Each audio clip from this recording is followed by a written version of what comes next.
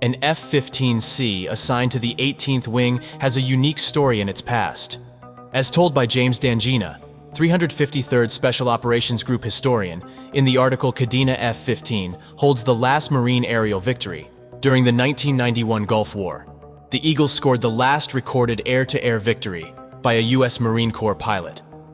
On January 17, 1991, Marine Captain Charles Sly Magill, flying F-15C-85-0107, was leading a flight of 8 F-15s on the second day of the war. Captain Magill, a Marine FA-18 Hornet pilot and Top Gun graduate, was on exchange duty with the Air Force's 58th Tactical Fighter Squadron, 33rd Tactical Fighter Wing, Provisional. Captain Magill was one of 4 weapons experts within the squadron and was entrusted with leading the first daylight mission for the unit. The F-15s provided air cover for a strike package against Al Taqaddum and Al Asad airfields. After refueling with a KC-135, an E-3 sentry alerted the captain to the presence of 2 MiG-29 Fulcrums near their target area. He split his flight into 2 4-ship formations using the call signs Zirex and Sitgo, respectively. Sitgo continued with their primary cover mission toward Al Taqaddum and Al Asad, while Captain Magill's Zirex flight turned towards the Fulcrums. The aircraft in Captain Magill's formation had just picked up the enemy aircraft on the radar when surface-to-air missile threat warnings went off. The 4 F-15s released their wing tanks and took evasive maneuvers while deploying chaff and flares.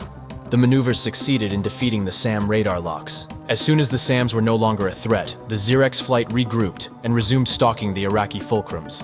Captain Magill and his wingman thought they had caught the 2 Fulcrums off guard when the MiG-29s suddenly began maneuvering and turned aggressively toward their formation. However, the MiGs were unaware of the F-15s that were now tracking them. They had their sights on a different target, a Navy F-14 Tomcat. Unknown to the doomed Iraqi pilots, they had just gone from hunter to hunted. Captain Magill and his wingman, Captain Rory Hoser Drager, carefully maneuvered their aircraft into firing position while the remainder of the Zirex flight provided cover. Captain Drager was the first to get a solid radar lock and fired a single AIM-7 Sparrow at the lead MiG. Immediately after Captain Drager's shot, Captain Magill fired his own Sparrow at the MiG's wingman. Initially fearing that his missile had malfunctioned, he quickly fired a second AIM-7 to ensure that his targeted MiG would not escape. Captain Drager's missile hit his target head-on, destroying the aircraft. Despite his fears, Magill's first missile had not malfunctioned. It properly tracked and struck the second Fulcrum's right wing. His second hastily fired Sparrow impacted the center of the expanding fireball, obliterating it. Magill's victory was the first and only Marine air-to-air kill of the war, and the last aerial victory earned by a Marine aviator since the Vietnam War. Captain Magill's aircraft, F-15C-85-0107, now performs its air superiority mission with the 44th Fighter Squadron at Kadena Air Base. It proudly bears a green kill star below the left side canopy rail for the 1991 mission, a lasting testimony of the skill and dedication of American service members.